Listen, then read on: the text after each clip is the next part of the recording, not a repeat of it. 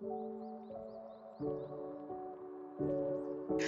guys, welcome back to another episode of Mothers with Voices. So today we're going to be discussing our birthing experiences and how they were so different. Um, the reason that we wanted to talk about this topic is because this is what led us to get together and make this podcast and have this platform for mothers of all ages and from different walks of life. So we're gonna have Yamika to start first because she was a mom first, so she's been a mom longer. So our girl Yamika is gonna start first. Ooh, I have been a mom. It's been almost 8 years. It's a very long time. Oh my goodness. But so let's get into it, you guys. So I found out that I was pregnant in February of 2016. I was maybe like 3 or 4 weeks pregnant. One, I was a high risk pregnancy because I do have PCOS. I was diagnosed at the age of 17. And then also during my pregnancy, I had a hard time keeping any type of food down, food, water, anything like that. Like it's a specific scientific name for it, and I can't remember it right now, but I definitely experienced that, and I vomited and had really bad symptoms all throughout my pregnancy. Like literally until the day I gave birth, I was sick. And for me, it was a lot because I couldn't go outside really. I couldn't really do much simply because I was so afraid of being in spaces and getting sick and people not recognizing that I'm pregnant and I'm just like, oh, I'm here by myself. Because during my pregnancy, I wasn't like, I'm I'm a big girl, but like I wasn't showing much during my pregnancy. I didn't start showing until I was about 7, 8 months pregnant. So people just thought I was just big. Like, And that's okay. You're right. But people just thought I was big or whatever the case may be. So I also used to get dizzy a lot and stuff like that. So I was really just afraid of going outside. So I personally would stay home and I would just be in the house binge watching Grey's Anatomy and all the good shows, right?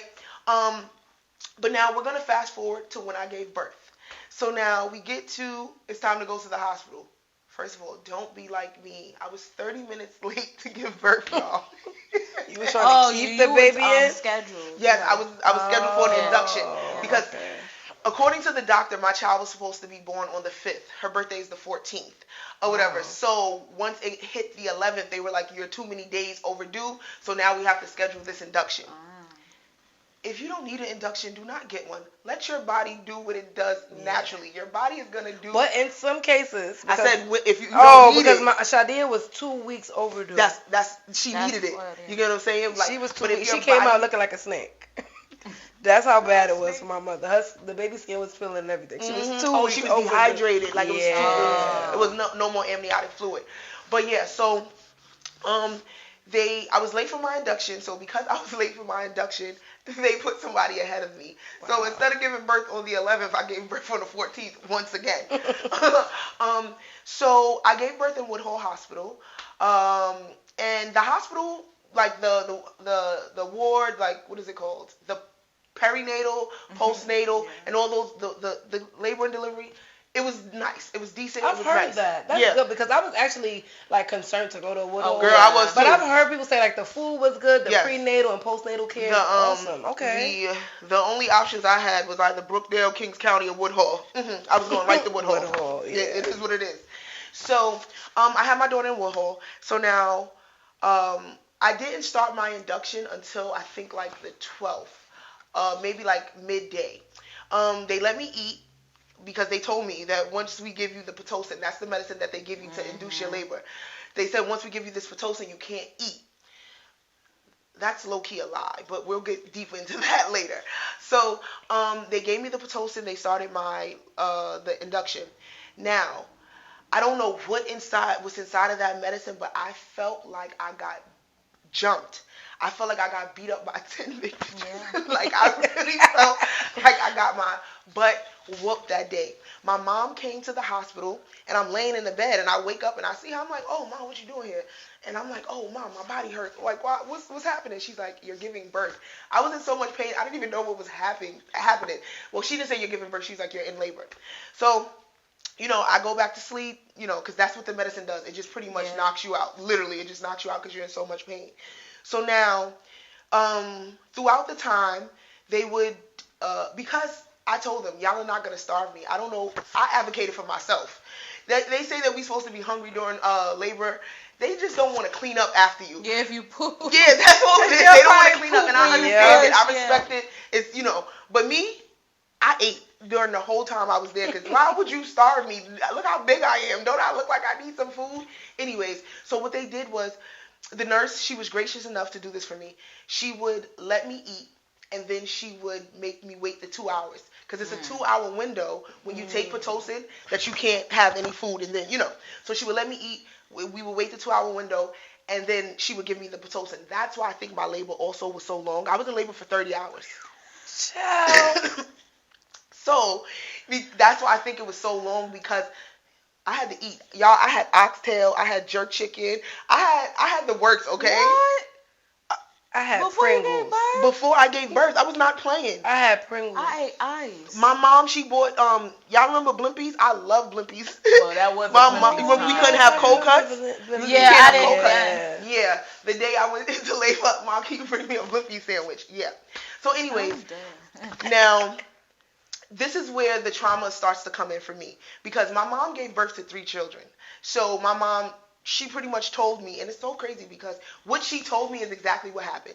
She expressed to me, like, you know, it's going to be painful. She's like, but that's just your body doing what it needs to do. Doing what it needs to do. Right? So I'm like, okay, my mom said, when you are about to give birth, like when that baby is coming out, it's going to feel like you have to have a bowel movement. So now the whole time, I don't know if you guys were able to get out the bed during labor. I was able to get out the bed. So every time I would wake up from being knocked out from the Pitocin, I would have to use the bathroom. So I would waddle out the bed, go to the bathroom, and urinate, or whatever the case may be.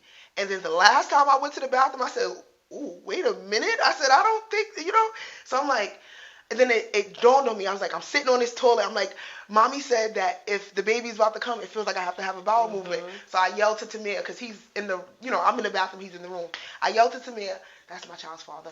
And I'm like, hey, go get the midwife, go get the nurse, because they were not checking on me. Like, they were not checking. After my midwife left, because I think my midwife got off at like 8 o'clock. But, like, they had been stopped checking on me. Like, because it was nothing happening. Like, it was, you know.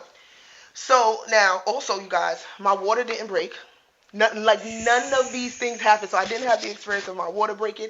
They literally had to take some pop it. They pop some little tool, and they had to pop my water.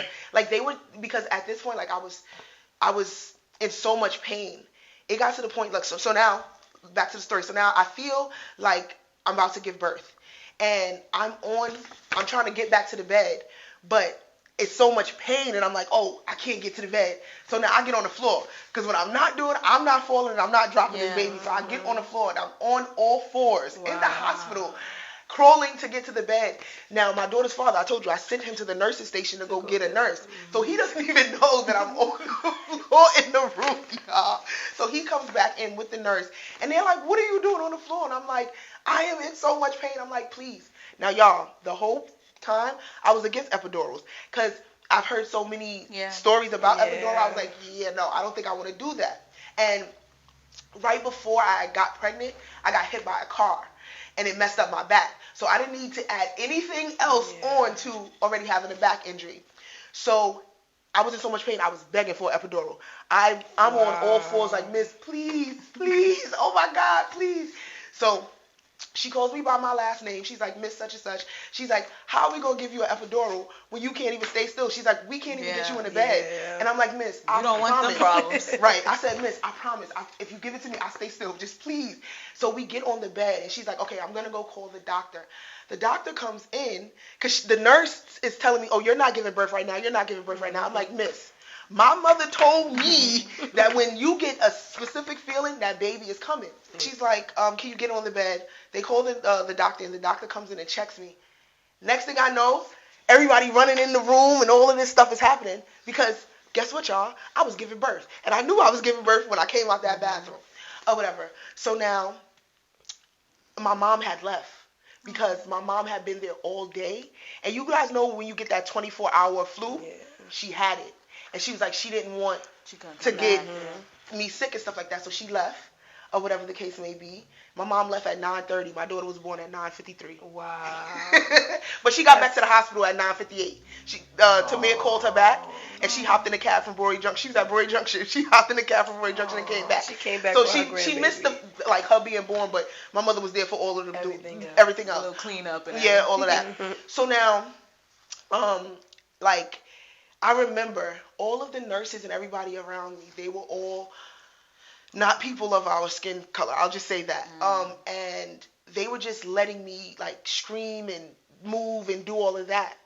And I'll never forget, I don't know what her title is in the healthcare field.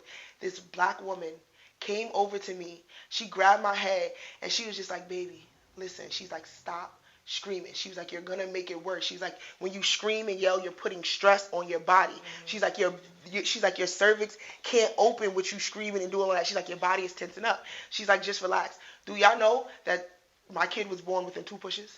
Wow. 2 pushes. She came out within 2 pushes. I didn't have any like what are those things called? I didn't get ripped or anything like that. Like, and for it to be my first baby, the doctors were surprised because they were like, this is your first child, you know, stuff like that.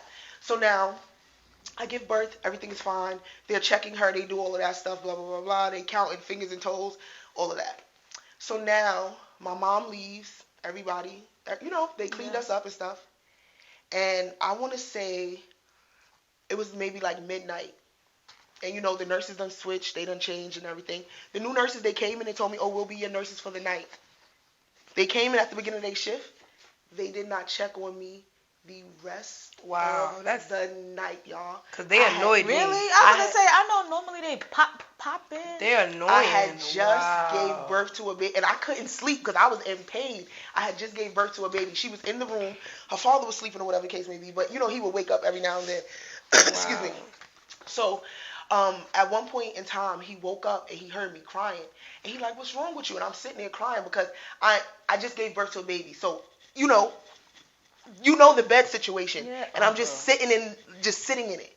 And it was so like, it was just disgusting because I'm just like, why are y'all like, and I just felt so bad because I'm just like, yo, why are they doing this to me? Like, I wasn't a nasty patient. I wasn't difficult. I wasn't any of that. Like, why are y'all not coming to check on me? I'm not saying you shouldn't check on any patient or anything like that, but what I'm saying is I didn't do anything to y'all. Like, you know, luckily I told y'all in a previous episode that my daughter's father works like at the time he was a home health aide and stuff like that. So he knew how to clean me up and stuff like that without moving me. And that's so sad because that wasn't his job. That wasn't his job. You get what I'm saying? Like, thankfully that he was there. Right, though. because you know this is bodily fluids. You don't necessarily know. And it's a birthing experience. Right. You just had a baby. This is experience as well. Right. I need specific care. You know, you need specific type of things to handle down there. You know, so that was the part that messed with me the most. Like them just leaving me there because I didn't think that I was gonna experience that. I'm like, God damn, like if anything, you know. So now the next day, my child's godmother comes in. Y'all know her. She comes to the hospital. First of all, they were mad because she showed up before visiting hours. She busted in the hospital. She didn't care what they was talking about. She came upstairs to see me, right? So now the nurses, they're like at the nurses station, they're mad. They got an attitude. But Miss, I didn't tell this crazy ass girl to come. Well, at least somebody coming to check on me. Right. My mother and my sisters, they was coming, but visiting hours wasn't yet. But she had got there early. She's like, I don't care what y'all talking about. I'm going to see my best friend. Boom. So they had an attitude about that. So now, I don't know if I've ever, you guys know, but I don't know if I've ever told the audience, you know, I didn't smoke during my pregnancy, but I am an avid smoker. So I don't think a lot of people realize when you first go to the hospital and you get a pregnancy test and the pregnancy test comes back, that blood work that they do, they're testing you for drugs, alcohol, they're testing you for all of that stuff. Oh, wow, I never knew that. Yes. So, you know, I didn't know I was pregnant or whatever the case may be. So I had a whole bunch of THC in my system. It was no issue because before they even tested me, I told them when y'all test my blood, it's gonna be high levels of THC. So they already knew that. With them knowing that, you know, it was no issue, or at least I thought. Right? It's time to sign the papers to leave the hospital and all of that. They're telling me, the social worker comes downstairs and tells me that before I leave the hospital, my baby has to get tested. I'm like, for what? I'm like, I don't understand, because my thing is this. when you don't use THC, your THC levels they lower. So from the time when I came in January to October, y'all should have. It should be a complete. You get decrease, what I'm saying? Yeah. And if it wasn't any decrease, why y'all ain't give me a social worker months ago to try to help me? If I did have an issue, why didn't y'all give me a social worker months ago to try to help me get off the stuff? But I wasn't smoking during my pregnancy. But so now they're telling me that she has to get catheterized. Wow. She was 24 hours old, and they're saying she has to get catheterized. Thank God for older black women. Once again, the nursery nurses, the ones that watch the baby at night and stuff like that. She pulled me out the nursery because Zori was in the nursery. She pulled me out and she stood me in the hallway and she was talking to me. She's like, I have a daughter who's around the same age as you. She was like, look, she's like, talk to me like I'm your mother. She's like, were you smoking during your pregnancy? I'm like, nurse, no. I was like, she's like, okay. She's like, I wanted to ask you that so I can tell you to do this. She's like, do not let them catheterize your baby. She's like, your baby is brand new. She's like, your baby will end up with all type of infections and everything that her body can't fight because she's only 24 hours old.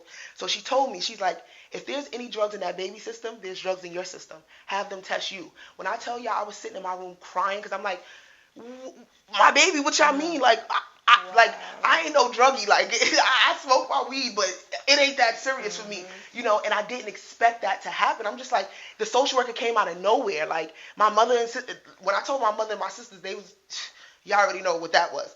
So now, I do the test, or whatever the case may be, it comes back. Obviously. Right. And within maybe like 6 hours, they let us go home. Wow. But when I say I had to, like, I gave birth, I went in the hospital on the 11th. I didn't leave until the 18th. I gave birth on the 14th. They didn't let me out for mad long. Like, I had to sit there. And it was just like, and I felt so bad because I'm like, yo, because the whole experience, I felt like I wasn't taken care of. I wasn't catered to in a way, like, what if I did have a drug problem, y'all? What if I had a drug problem? They never addressed it. They just waited until I gave birth. And they was ready to snatch her up. They was ready to snatch her little up. black baby. And I thank God that I don't do any substances, and it's not funny, excuse me, but I thank God that I don't do any substances that are hard to quit cold turkey, because I can't imagine that feeling of being a drug addict. It's something that you can't control at this point, and then you end up pregnant because you in the street. And then instead of them trying to get you help, they just trying to take the baby. That's like, it's it's wild. So that was my birthing experience. Like, I just told you guys a whole bunch. That was like literally all in all. And it was a lot for me. And because of that, it made me, because of my experience, it made me want to take care of my pregnant friends more.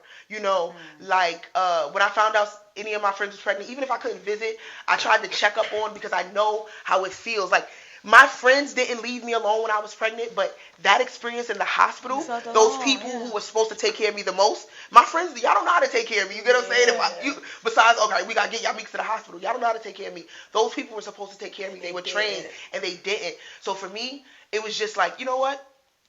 I'm gonna try to love on the next pregnant woman so she doesn't feel like that, and so she knows that she has an advocate. So she knows that, all right, Yamika been through this before, and I could possibly help. But yeah, that's my birthing experience, you guys. It was pretty.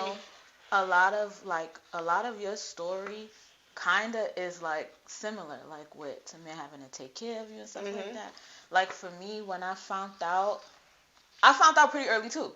So it felt like I was pregnant for a year. Like, I was like, why is this going on for so long? I'm ready to do what I need to do. Like, the beginning of my pregnancy was it was simple. It was easy. I didn't have, like, any problems, any complications. The only thing is that they found out that I had fibroids through the first sonogram. So they immediately placed me on high risk or whatever. So I had to do, like, visits. I was in the doctor's, like clockwork. It was like I might as well have lived there. And mind you, all of this is happening during a pandemic.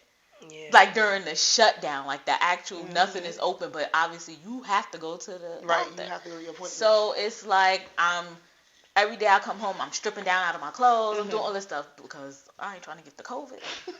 So I'm not like, the vid. The COVID, I don't want the vid, the 19, I don't want that. So I'm like getting undressed every day, every time. 6 feet apart. Darnell Mhm. can't come in the room with me. You know, those 'Cause he's things working are, and stuff like. yeah, those things Oh. are sad. So a lot of the doctor visits, he was there in the waiting room, but he couldn't experience the sonograms with me.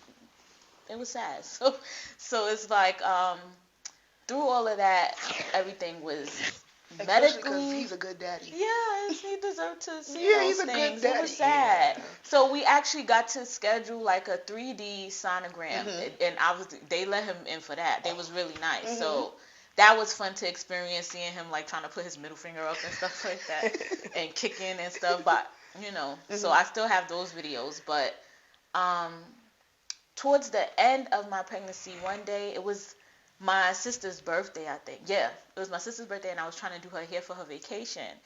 And while I'm standing behind her, like sewing or whatever, all of a sudden, I just feel like I was about to like pop or something. Mhm. And so I couldn't stand up straight anymore. Once I bent over, I couldn't sit back up. And I'm like, just let me finish trying to do your hair. I'm like, let's sit on the bed and I'll sit beside you. And she's like, Nicole, it's okay. I'm like, I'm gonna just glue this piece down. So I just wanted to do something, because I had to stop doing hair because of the pandemic. So it was like, just let me finish this. Like, let me do this for you. But obviously I did not. So we went to the ER because I couldn't do anything. I tried to go to the bathroom. I couldn't get off the toilet.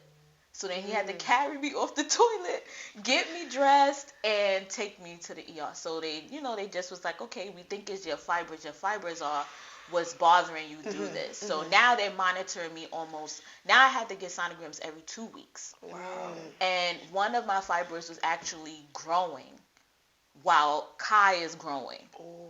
So it's like, okay, one of these things are gonna, so I had to get checked often. So a couple months go by, I'm not feeling anything because my sister's birthday is in March. I gave birth obviously in July. So the last day of June, I said, I don't feel good. I had a headache during that week about 3 times, and it wouldn't go away. No matter what I did, nothing changed. So I checked my pressure, and I believe it was 139 over 80 or something like that, and it was like, oh, that's high for you. Like, yours is usually way lower, so you need to come into labor and delivery. So I go in, I'm not prepared to give birth, but something told me to like pack a little bag or whatever. So I packed the bag, we head over, and we're the only ones there. Wow. There's nobody else is even remotely about to give birth. We're the only ones on the whole side. So they checking me out, they running all these tests to make sure I don't have preeclampsia. So they making sure I don't have those things to see like why do you have this long lasting headache. They never found the source. I didn't have preeclampsia. I don't, like nothing was wrong. So they like, we don't want anything to happen to the baby. We know you have fibroids, you have this headache for 3 days. We're thinking we should induce you. Now me, I'm like, I don't want to be induced. Yeah. I wanted to experience. Girl. I wanted to experience cooking and go, oh, my water broke. I wanted to do those things. I really wanted. That's what I envisioned. Like, I had this bad thing where I envision things, and once I envision them, I want them to be. Yeah. So I'm like, what that mean? I can't bring my own water. Like, I can't do it myself. So I'm like, the doctor was like, no. He was like, we're gonna do those things for you. And I'm like, okay, fine. Like I felt like at this point I'm thinking, okay, I'm in good hands, right? And so I didn't want the epidural as well. So I'm like, I don't want an epidural. I'm okay. I'm good. Because I'm thinking, they have everything hooked up on you. So they're like, you kind of look like you about to start getting busy. So I'm like, okay, I don't need no epidural. I'm about to do this. Right? So I'm like, I'm feeling good. I'm about to think I'm going to push my baby. And then I start to feel like the real contraction, right? And I'm in bed like, I think I want the epidural. It only hit me one time, and I was like, okay, just give me the epidural. Because I know, like, you can't get it once you start acting all crazy. Like, it's over. And I know me. So they're like, okay, we're going to get the anesthesiologist. We're going to give you the epidural. So I won't lie. I don't know how many times they stuck me, but I'm pretty sure I got stuck more than about 5 times, right?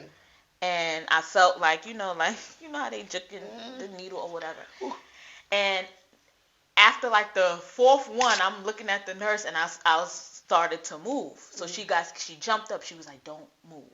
So she put a pillow between us, and then she was like, just hug me, like squeeze me, and just let us finish this. So I allowed it because I was like, at first I was like, y'all can stop. Like, I was like, it's in, but they was like, no, this is what we have to do.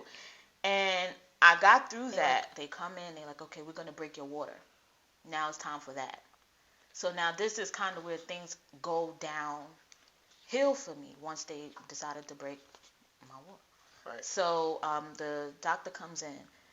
It's a total different doctor from the one that told me they was going to induce me.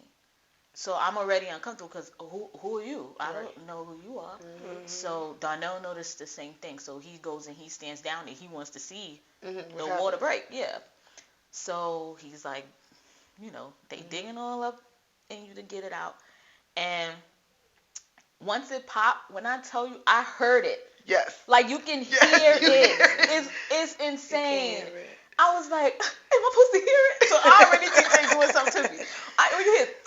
And I'm like, oh my God. So then, the doctor's down there. He's like trying to move stuff around. And Darnell's like, there's supposed to be that much blood down there. And the doctor like, oh, it's no problem. We're gonna clean this up. And it already started to seem odd. Mm-hmm. So he's like, he looked at the nurse. He's like, let's clean this up. So they cleaned me up or whatever. I was knocked out after that. That hurted me so bad that I just went to sleep. Poor baby. Right? I was so like, I'm just gonna go to sleep. But in my sleep, I had like the little blanket on, and then all of a sudden, I start to get like really hot, and so I'm like trying to take stuff off me, and then I'm telling Donna, I woke up, I said, they got the heat on in here, mind you. Remember, I'm in there in June. I'm in there in June. This is the last. Why would the heat be on? Right. Yeah. I'm like, it's hot in here. I'm burning up. I feel like my skin is burning. And Donna like, I don't know what this means. So then I'm like, okay, just take the blanket off me. Now I'm mad. So I'm eating ice. I'm like, whatever, I don't care. Maybe this is just something within me. And then once I start eating the ice, all of a sudden it was like I went into shock. And now I'm freezing cold. And I'm like, something is wrong with me. Why am I so cold? I'm jittering my teeth. My hands is doing like that. And so I'm trying to tell one of the nurses, and at this point, every nurse is black. And so I'm thinking, these my people. They gonna hold me down, right? I'm telling her, I'm like, I'm really cold. I can't even keep my mouth closed. She like, it's okay. So then she just put a blanket on me. That was it. Just a blanket. Holy thin hospital blankets. She put one blanket on me. That was not working. I saw a young girl. I grabbed her hand and I was like, I said I'm cold. And I guess my hands was shaking, like frozen. And she was like, I'm gonna get somebody. She was like, I don't think this is okay. So she started looking around. She goes and get more doctors and nurses. And now they all pouring into the room with all these hot boiling towels, wrapping me up with them, like wrapping my feet, wrapping my head, just covering me up. And I'm like, well, why y'all doing this? Like, am I dying? Like, it's like the whole time I was there, nobody was ever telling me what was wrong. So I'm like, am I dying? Like, tell me now. Like, Stop. So I'm like, I don't know what's going on. I basically blanked out. Like, I remember I woke up and I was just like wrapped up in towels and stuff. And now I don't feel nothing. No, this is crazy. Now this is where I don't feel my bottom half. I don't feel anything. So I'm guessing the epidural hit me while I'm asleep. So I'm thinking, okay, maybe that was just my little one scary moment. Let's hope I'm about to give birth. So I start to feel things, like you said, like you got to poop. I start to feel like the pressure, because all you feel is pressure with the epidural. You're not feeling no pain. Yeah. And I'm like, I think I got to do it. And they like, no, you're right, you're right. So I'm like, okay. And then, like, they let me get some time, whatever. All of a sudden, I start yelling, screaming. I'm like, no, this is different. Don't tell me I'm okay. Like, like I felt the same way. Like, don't tell me I never gave birth. But I know I'm about to, right? So then they finally listened. This is the one time they listened to me. And so the midwife comes in the room, and she's, like, checking me down there and checking everything. She's checking the contractions. She's like, okay, it looks like everything we're going to get this process started. So they get down there, and they doing whatever. She sticks in her hand in me. She's like, I know, mommy, I know it hurts. And she's like digging and digging. And she's like, okay, I feel his, like I feel his head or whatever. And then she's like, but it feels like his head is like the wrong way. Breach, yeah. Yeah. So a doctor comes in the room. They left me in there yelling. A doctor comes in the room and was like, just stop. He was like, stop what y'all doing. She can't push. He was like, don't let her push. I don't know why he was saying it, because like now I'm just in pain and no one's doing anything. It feels like he about to literally, I'm like telling him, I'm like, it feels like he about to come out of my back. Like that's what I kept saying. I'm like, he's in my back. He's in my back. And they're like, calm down. And I'm like, I can't. And then they like, don't push. Like they telling me all these weird things. Calm down, don't push. Or you can push, but don't I'm having a baby. I'm like, what do you want me to do? So I'm like, I don't know what to do. And mind you, I'm just by myself. It's me by myself and Darnell. He ain't never had no baby. He don't know. He don't know. He's just trying to be helpful. Yeah, he don't know if what they telling me is right or wrong. So he's like at this point helpless. So it's like they decided to give me a emergency C-section because he was in my spine. Wow. At this point, I just feel completely like drugged up. Like I'm unaware of anything. That Pitocin is serious. Yeah, it's crazy. Like I don't know what's going on. I'm just laying, they put this sheet up so you can't see anything. I remember Darnell like was sitting like at the head of me. First they didn't really want him in the room. But I guess he fought to like be able to sit with me. And the doctor just standing over my head, like rubbing my head, like, you okay? Like he was nice, the anesthesiologist, and he was like, you're They usually are. Yeah, he was very they sweet. Usually and are. He was like, just relax. But I was like, I don't feel good. Like I don't feel right. And I kept telling Darnell, I was like, I think I'm gonna die. Oh my God. And he was like, don't say that. Like it's okay. And I was like, I feel like I'm gonna die. Like I just kept saying it, and I just blanked out. I don't remember feeling like no cutting, no tugging. I don't remember. I was out. Right. So in my mind, I'm like, I done died in here. This supposed to be serious. This girl's I done died. But I totally understand how you feel. Because yeah. It was this odd thing, and I kind of could never forget the vision. It was like when I was dozing out, it was red, and I kept seeing like a baby falling. So that's all I kept seeing while I'm, like blanking out. So I really did believe that I was dead. Yeah, I really believed it. So then, like, I guess once they was patching me up or whatever, and they got him. I could hear stuff, so I'm like, I'm not dead. So I can hear the nurse like, okay, we had a baby, like clean up the baby, and then she put him by my head, and I was just like, like, okay.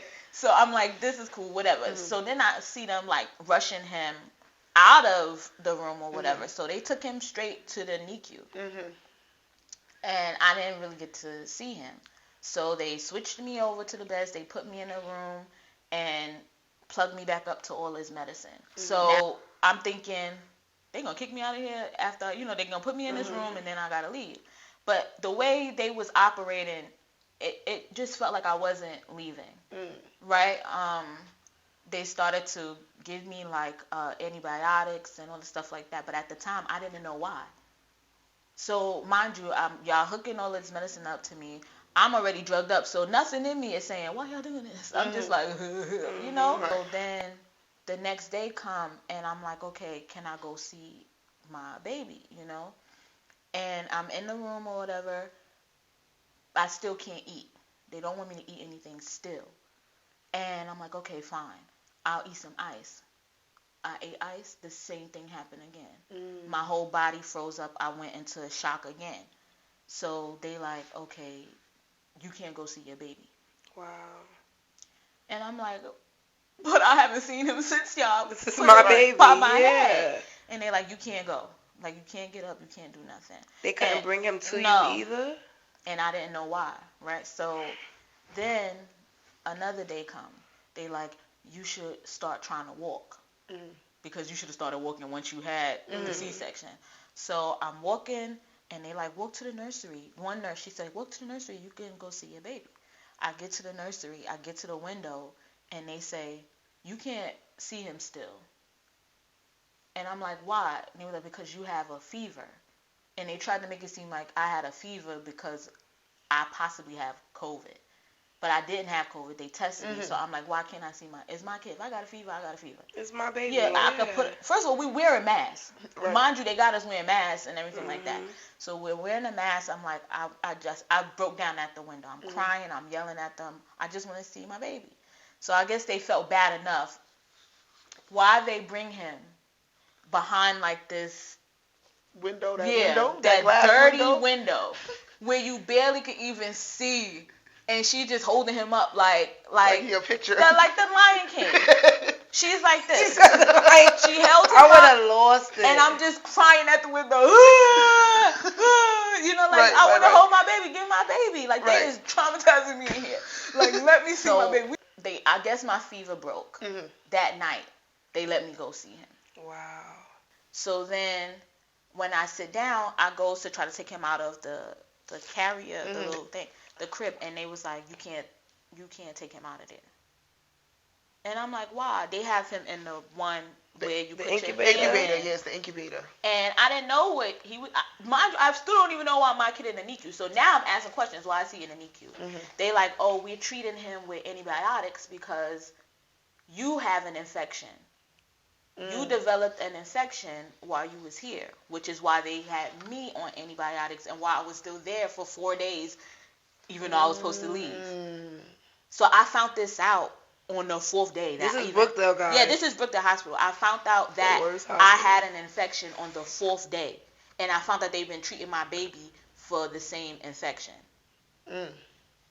So we're trying to figure out how did I even develop an infection. The only time I was ever exposed is when y'all broke my water. And I was exposed for a long time, just like bleeding out on the bed before they even came to clean it up. And now I can't hold my kid and see my kid because I got to put my hands through this and just tickle his feet and stuff because y'all mishaps. And you didn't want to tell me that. So I gave birth to him on July 1st. We didn't leave the hospital until like July 8th. And not we, only I left. They told me I can go home. He still has to stay and keep being treated. So now I'm crying in there. I don't want to leave him in there. I was like, y'all bad enough y'all wasn't telling me what was wrong with me. Right. Now you want me to leave my kid in here? And I might come back and he might not be here. Yeah. Please. So I'm like, I'm just breaking down. And they're like, oh, you could use this week to get rest. Like trying to make it seem better. No, I want rest with my child. But I want rest with my child. Yeah, so I'm like, it was hard. But like for me, by the time we left, he was out of the incubator. So I was a little okay. So he had to stay in for another week. So we went back every day to see him. Of course. So yeah, we went home finally. I felt like everything was finally going good. Like I'm back home. I'm with my baby. We living it up, right? And one morning I woke up and I couldn't talk. I couldn't breathe. Like every breath I took, it was like, felt like your last. Like my heart was like slow and pumping and I couldn't really speak. So I was like slurring my words. And I was literally stuck like this when I woke up. And I thought, like, I got a crick in my neck. You're not thinking, I'm no doctor. So I'm like, I just have, like, this crick in my neck. And I'm like, okay, I think I should go to the emergency room. So we go to the emergency room, and the doctor, they immediately take me. And they, like, stick me with this needle. They called it a bee sting or something like that. And he looked at me, and he said, if you would have got here a minute later, this story would be completely different. He was like, you lucky you got here when you did. And I'm like, what do you mean? He was like, you could have died. You would be dead. And I was like, I don't think you're supposed to tell people that. Because after he said it to me, it kind of, I feel like it opened up something in me that I didn't know was there. And it started to give me anxiety. It started to drive me crazy because it was like, what do you mean? So basically, I had a pulmonary embolism, and it's a blood clot in your lungs. Mhm. And it was really scary because I was holding my son, and I almost dropped him when that stuff was like, like when I was losing feeling and All the everything like symptoms, that. mhm. Yeah. And, oh, It's Oh, okay. don't cry. Don't cry. This is why we have this platform. Don't cry. And that's why I gave you tissue. I know. I knew it because I said this is going to be a touchy topic. So, yeah. It was just hard. Yeah, it's traumatic. Because Yeah. I really thought it's bad enough, like when I was giving birth, I thought I was gonna die. But then for somebody to tell you, you could be dead right now. It didn't feel Good. It didn't feel good, and it kind of shaped my life for the years to come because then I developed like high anxiety and depression and PTSD because I was so scared. So every time I felt anything that was like similar to that day, I would go to the ER. And I spent like a whole year like re-traumatizing myself, constantly going to the ER because I kept thinking that the blood clot was coming back. And I never really told people, but I was like literally like driving myself crazy. Every little thing you Yeah, thought it was. every little thing, it made me think it's back, it's back, it's back. And it took a long time before I was able to like shake it. And sometimes I still have the remnants of those, the feeling and the fear. But that's literally what it did to me. It like instilled fear in me that I never had before. And it really, it made me never want to have a kid again. Honestly. Because you feel like I went through all this after pregnant. Yeah, and I that's always had this understandable. dream of like having 2 kids. Like you get your son, Yeah, your boy, you your get your girl. daughter, Yep. and it was just like ruined.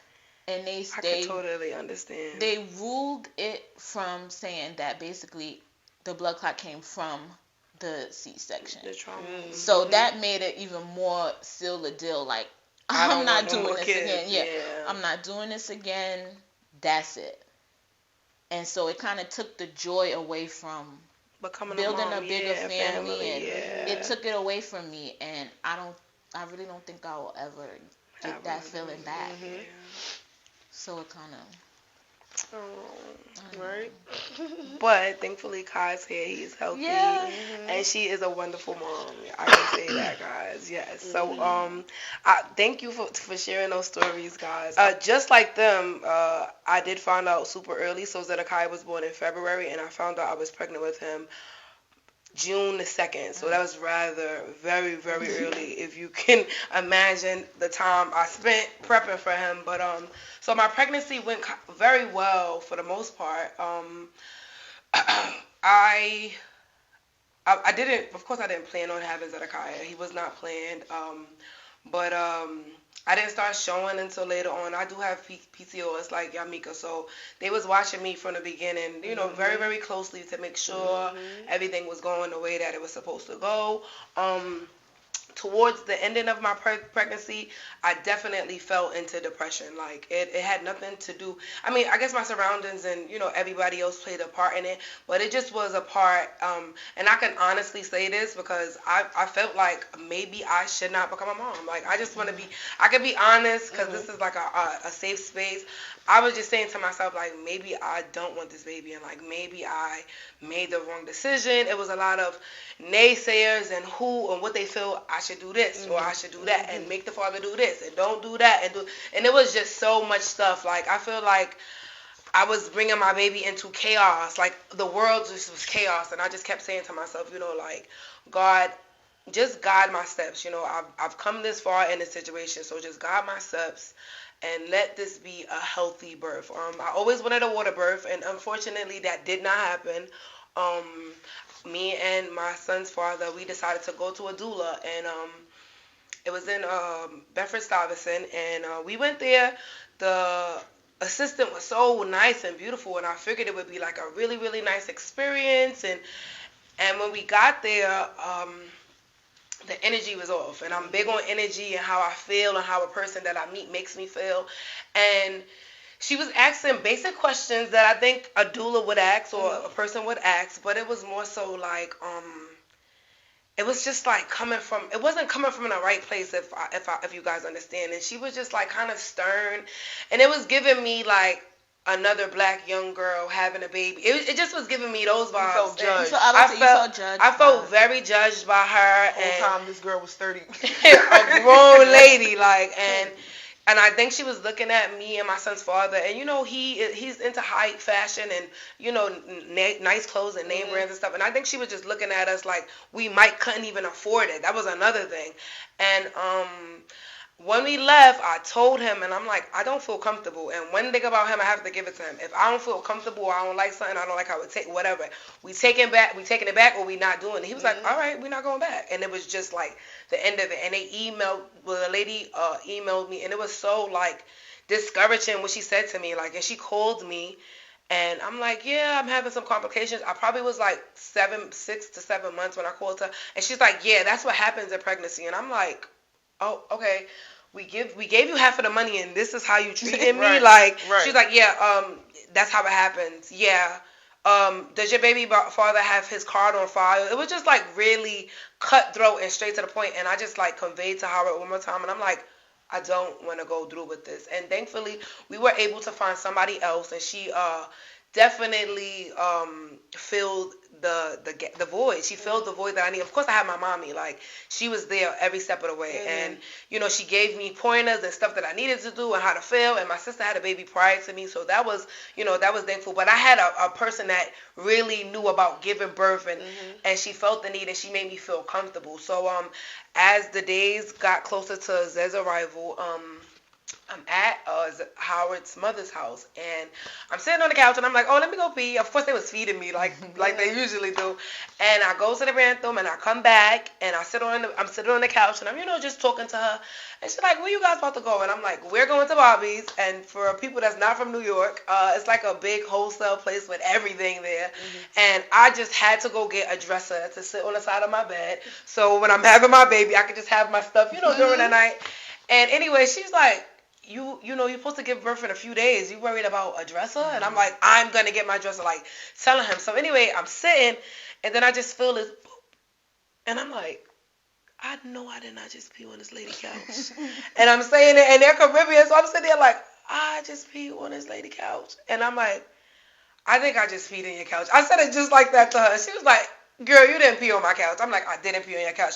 I get up and there's nothing there, but I go to the restroom and I look at my clothes and it's wet. So I'm like, oh, my water broke. They was like, your water broke. I came and said it so calmly. I'm like, my water broke. She was like, so what do you want to do? I'm like, what am I supposed to do? Like, I'm sitting there. I'm like texting my sisters. I call my mom. I'm like, my water broke. She's like, okay, so come back home, prepare yourself, okay, because in a few hours you should be giving birth. So I get back home and ooh, that pain came out of nowhere. When I tell you that pain hit me, I was shocked. And I was in the shower, and I just kept, like, I was in the shower naked, holding on to my mom, and she was there. My sisters was in the room, like, prepping my room and stuff.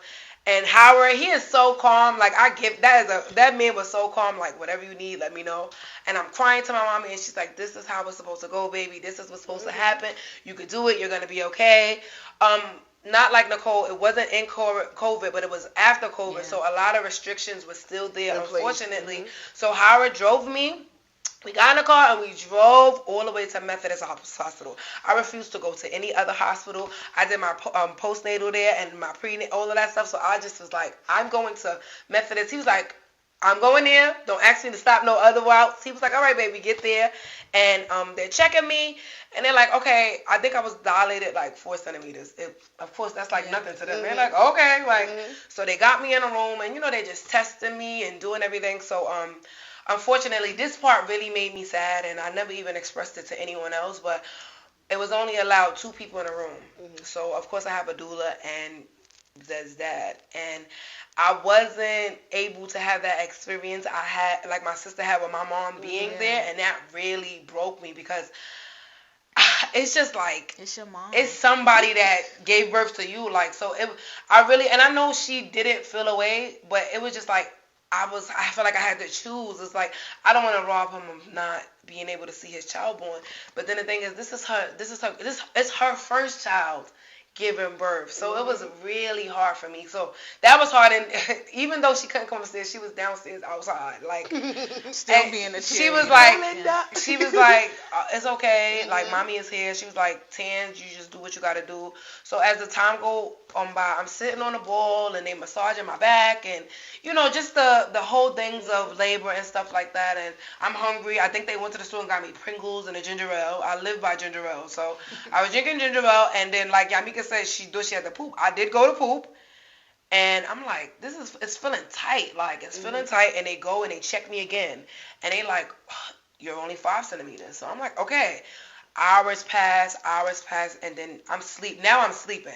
And they like, we have to, we got to induce your labor. Like, it's been too long and his heart rate is dropping. So now I'm nervous. Y'all, I called my mother like, Bobby, they gonna induce me. She's like, why are they gonna induce you? She's like, they're telling me, I'm like, they're saying that I have to have an emergency C-section. And she's like, why? Tell me why do you have to have an emergency C-section? And I'm sitting there, I'm like, cause he pooped inside of me and his heart dropped and I don't know what to do. And I'm like panicking. And she was like, do you want to live or do you want to die? And I'm on the phone like, mommy. She's like, you want to live or you want to die? Do you want your child to live and you want to live? You have to get the C-section. And I just was like, because I had in my mind I was going to have this beautiful natural birth where I was going to push. And it wasn't going my way, so I just felt like I was failing already. Like, I'm like, come on, I can't even bring him in the world the right way. So I was so upset about that. But anyway, they came and they gave me the epidural, and that was really, really easy for me. I think that was the best thing that happened to me because I couldn't take the pain anymore. Yeah. They rushed me to the emergency. To the C-section room, and they tell him he can't come inside. So now I'm living because I'm inside of there by myself. I'm just in there with doctors.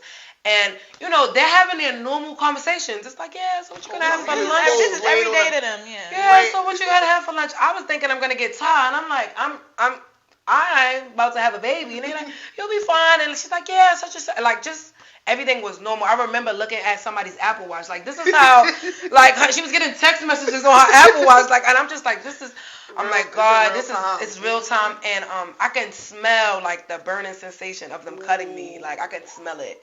That burning skin. They kept saying like, you don't feel nothing, and I'm like, no, I feel it. I think you guys should give me some more medicine because I feel it. And he was like, you don't feel it, I'm telling you. And then I remember just like dozing off, and then I woke back up. I'm waking up, and Howard is like, babe, I'm here. We had a baby. And I'm like, we had a baby? And I'm like, yeah. And the doctor comes next to me. He's like, you did it. You had a baby. And I remember crying.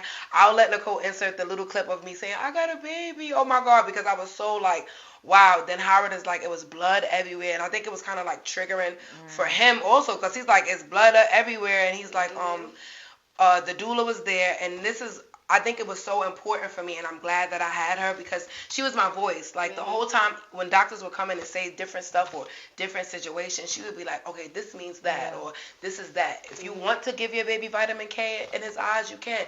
If you don't want to give him vitamin K, you don't have to. If you don't, so she was the voice like I needed. My mommy wasn't there, and even though she wasn't my mom, she knew educational stuff pertaining to bringing a child into this world. So I was like, I was really blessed to have her and to have found her because I feel like I probably just would have been in there and letting them saying what not they want. Not sticking to your birthing plan. Yeah. I had a birthing plan and I didn't. I was just sitting there. She was like, if this is what you want, mommy, this is what you get. She was like, you have to have the C-section because the baby's heart rate is dropping. He pooped in you. So after this, we figure it out. Okay, we get out. They stitch me up. Of course, my baby was born like at 2 a.m. or something. I ain't see him for like 6 to 7 hours. Y'all know I was done with the fit. I was in there. I don't care. Y'all not going to take my baby and sell him on a black market. I'm saying that, y'all. How my baby looked. I'm telling him, you took pictures of my baby so I know he look. He's so calm. Tears, I have pictures of him. I know how he look. I'm like, they're not going to switch my babies at birth. Then I finally see my baby, and he inside this little incubator, and I'm like, what's the matter? They like, oh, his glucose levels is too high or too low, one of them. And I'm just like, okay, but I want to see my baby. And it was so hard, like, because they was like, no, we don't think you should hold him. The baby that I carry for 9 months, I can't hold. I said, miss, it's either I'm going to pick him up and take him out, or you're going to pass him to me. Like, it's either way. And so I'm looking at the bottle. And they like, I was like, did you guys ask for my authorization to give my baby Similac? And they like, oh, I said, I didn't actually, I don't want him having Similac. They like, oh, he don't have it, you didn't get any milk yet. I just had the baby. But thankfully, I had a sister that was breastfeeding prior, and she already had sent me milk because I knew that my milk would not come in as quick as it needed to come. So I was like, it's milk already downstairs for Zedekiah. Like, I have milk for him already. But they were so, like, it was like they wanted to give him Similac. Yes. Like, it's like they wanted to pump him up on Similac. And then they come in, today, mommy, we're scheduling him for a C-section. I mean, to get a snip. Yeah, a circumcision. And I'm like, when did I agree to this? I'm like, me and his father already agreed that we don't want to snip him. That was one time. They came twice. Yeah, mommy, today is snip day. I said, y'all not cutting my baby. I'm not okay with that. Then I'm like, okay, so I had to stay in the hospital 5 days after. No, I planned to stay there. They wasn't going to kick me out. I lied. They was like, did you poop yet? I had pooped about 3 times already. No, I didn't poop. They was like, in order to leave, you can't poop. I knew that my baby was in the hospital, so I was going to lie so that I could stay in the hospital with my kid. Anyway, now to the placenta. From the beginning, I wanted my placenta. I didn't feel like I wanted anyone else having my placenta and my DNA. And they're just like, oh, we can't get it. And like, no, it's a biohazard. You can't do that. We have to run tests on it. And I'm like, you guys ran tests on me, right? And I was fine. There was nothing wrong with me. So if it was nothing wrong with me, it's absolutely nothing wrong with my placenta. And they're like, no, it doesn't work like that. God, let me tell you about mothers. My mama came up there at 9:02 in the morning. We call her Linda patient relations because she plays no games when it comes to you being in the hospital. She called patient relations, and God, I promise you by 9:45, they had my placenta up in the room inside of a bucket. Like, because they was giving Howard a hard time, and he was like, they said I can't take it. My mommy called patient relations, and she was like, she's going to get her placenta, and that's just it. They came upstairs with it like, we're not supposed to do this, but here. And it's like, why am I? Why are you not supposed to do it? They didn't even want to. Once my mother started calling patient relation and stuff, they was just like, we're gonna leave them alone because. And even one of the nurses was like, so what are you gonna do with it? I'm like, the same thing y'all do with it. And she was looking at me like, I'm like, what y'all do? Because what do y'all do? She's like, oh no, we dispose of it. I said, I'll dispose of it then in my backyard. And she was just like looking at me like, she's like, I've never heard of it. I said, you heard of people taking their placentas. You just surprised that it's a young woman like me taking my placenta. And she was like, no, don't say it like that. And I'm just like, no, you just didn't think that I would want my placenta, but I do. But I can say overall at Methodist, it was a very, very good birthing experiences. Unfortunately, I had to get the emergency C-section and things like that. But I was glad that I had, somebody there to advocate for me while I'm going through what I need to go through. I'm in and out. I'm dozing off. I'm high off drugs. And people are like, people don't have the option to have a doula sometimes. And now, thankfully, the Medicaid system has outlets for different women to have these certain things because before it was very, very hard. A lot of people still don't even know what a doula is. And a lot of people don't know that doulas take health insurance. Some of them, not all. Yes, some of them take health insurance, and we didn't have that option. We had to pay, but I'm glad that we were able to pay for it. But I really feel like I wish that my friends could have had that same experience because I do too, girl. It was very, very hard. I really wish, it was really, really hard, and I'm just like, I want to tell that to other people that, in the future, if you're having a kid or you might be pregnant or you're wishing to be pregnant, look into getting a doula. Like, it is a very, very important, asset to pregnancy in an entirety. Like, it's very, very rewarding to have somebody that you could just call like, hey, I just had this feeling, what you think this is? And they're going to go research and give you everything that you need. So I really just wanted to say that for other women and for young women and people coming up, like, if you can't get a doula, if you can't take care of yourself while you're pregnant, and that can be going on walks, taking yourself out on a date, do things to make you happy. Just because you're pregnant is not the end of the world. Before we go, I would like to shout out our children's fathers.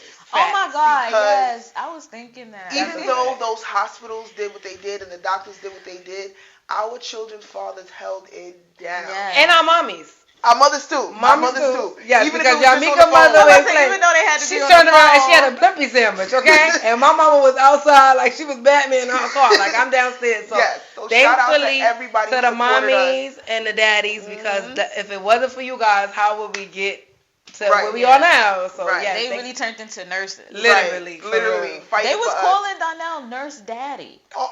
Because he was doing their job. Like, he was doing their job. Please don't go to Brookdale, y'all. Yeah, oh, well, please, yeah. I'm going to say that. Brookdale, y'all can sue me if y'all want. Don't have them babies.